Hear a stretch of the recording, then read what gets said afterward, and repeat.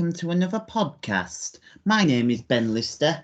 Welcome along to another podcast. It's 2022 now, and welcome along to episode 26 of the Ben Lister Podcast Radio Show here on Hull Kingston Radio 107.4 FM. It's been a while. How are you all doing? How are you all today? Right, the aim of this series is to chat to the great and good of the radio and entertainment community, which is brilliant. If the last 25 episodes are anything to go by, this one's going to be a cracker. And today's guest is an icon, and it's a hero of man and a legend of radio. He's been at Radio Air, Red Rose, Talk Radio, LBC, all the big stations, and he was also a member of the BBC, and now he's back on Talk Radio as a late night host, and it's a pleasure, it's an honour, it's a hero of man, it's the one, the only, Mr. James Whale. Hello, James, welcome along. Hello, Ben, how are you doing? I'm fine, thank you, sir. How are you? Yeah, I'm good. Good. You're a hero of man. Thank you for doing this. My pleasure. That's good. 6 questions about your broadcast career, if that's okay. Okay, you start. Okay, you are. Okay, let's go for it. Question 1, you ready to rumble in the jungle? Mm-hmm. Excellent. Question 1, where did you start your broadcast career? Okay, well, it rather depends what you call broadcasting. Back in the 70s, in 1970, I set up something called Radio Top Shop. Now, some other people will actually question that, but it was me that actually came up with the idea. The man who ran the Top Shop in Oxford Circus in London was called Ralph Halpin.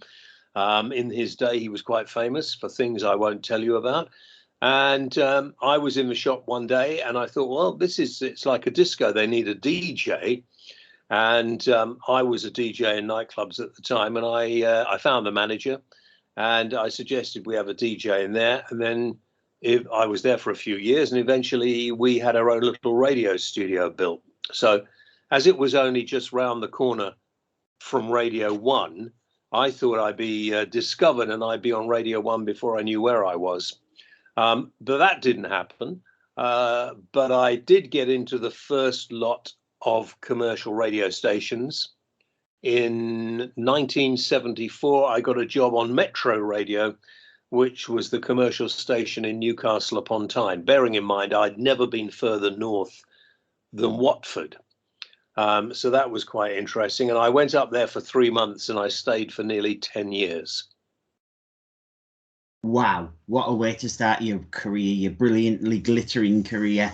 And also, yeah, the Radio Air times as well, because I was told by a lot of people you were a legend on your late night show on Radio Air. I don't know whether the term legend is right, but I've been doing the job for nearly 50 years, since I was 22, I think.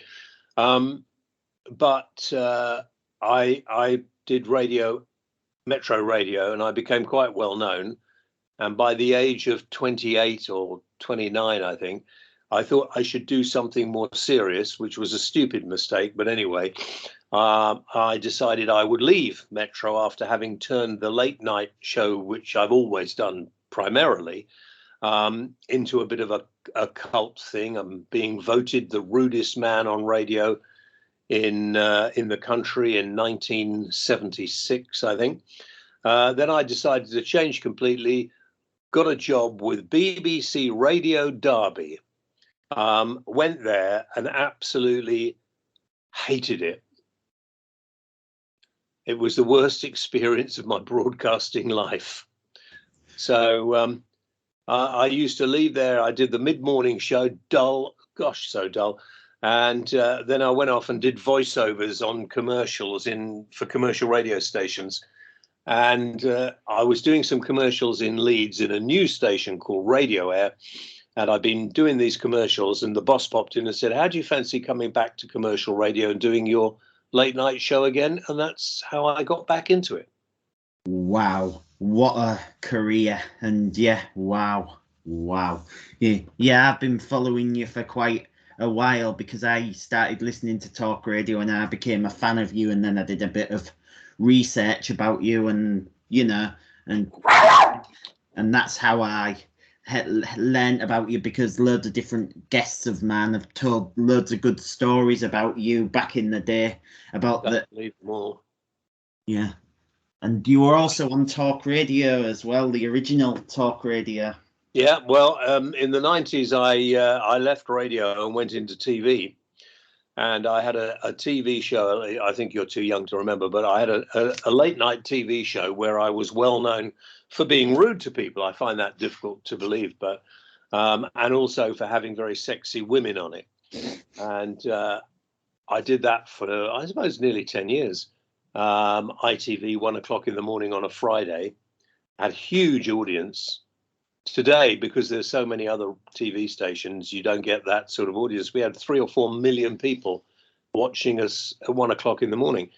And then this new radio station, Talk Radio, came on air in about 1996. What was it? When was it? 1995, I think. Blimey, okay. Well, 1995, and I thought I'll go along and get a job on Talk Radio. But I went along, and the people there were very rude to me. They said, "No, we're not looking for TV celebrities. We're looking for radio people." And I thought, what an arsehole.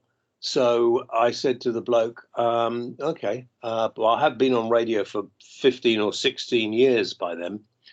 And I got really cross with the guy. And I have to admit, I said, "Well, I'll tell you what, you won't last in this job very long. And when you've gone, I'll come back." So I went back to TV for another year. And as I predicted, the people who were running the original Talk Radio all got kicked out. And somebody I knew took over as the boss and rang me and said, "Do you want to come and work here?" And I said, "Absolutely," because I wanted to go back into radio.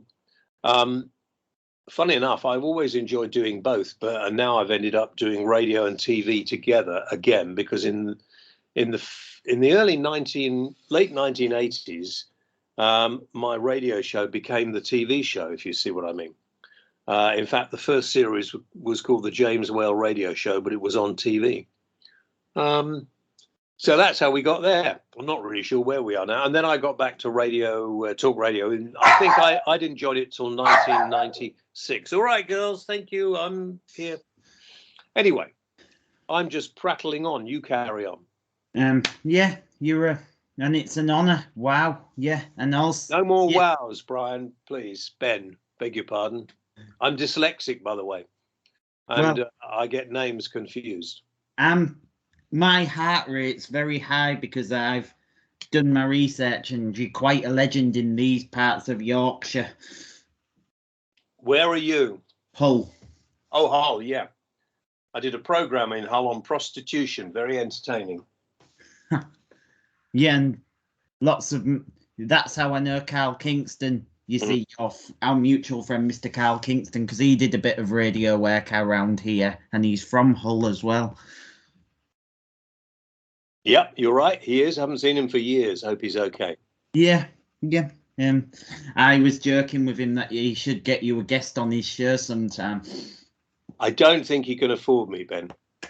Nice. Question 2 now. Who were your inspirations in broadcasting when you were starting out? I suppose when I was starting out, Johnny Walker, who I think is still around, and a legendary DJ called Tony Windsor, whose catchline was "Hello," and he was a brilliant broadcaster. But that was in the day of just playing records, and when I started out on the radio, I was a DJ, played records, and I realized I just liked prattling on. And so they just invented the phone-in kit that people could phone in and they could put them on the radio. Now, of course, you could phone in and you can put visuals on the radio as well, which is brilliant. And so I said to the boss at the time, "I'm going to take phone calls. Do you mind?" He said, "We don't care what you do, because nobody really listens after 6 o'clock in the evening," which was rubbish. But there we are. Wow. What a brilliant time in radio it was then. And yeah, and there's you. There's Scotty McClue, I think, who does the phone-in as well. I don't know. Yeah, there's you who does the phone-in late at night on talk radio, because the phone-in's brilliant, a brilliant format of radio. Yeah. And it's still going strong after so many years, and yeah, and yeah, sorry, yeah, I'm quite nervous today, sorry. Well, don't be. Just, just ask away. Whatever you want to know, just Question ask away. 3 now. What is your favourite part about the job of being a broadcaster? I don't have a favourite part. I just like I just like it. Don't ask me why. I have no idea. But I am not what people refer to as an anorak. So I tend not to hang out with people who do the same job. I'm not. I probably don't know as much about radio as you. I just like doing the job. I'm not one of these people obsessed with listening to lots of different radio stations and reading magazines about radio and stuff like that. I don't do any of that. I just like doing the job, and that's it. You just like to crack on. Yeah. Brilliant, brilliant, brilliant. Question 4 now. This is the COVID question. How has the pandemic, COVID, affected your life and line of work?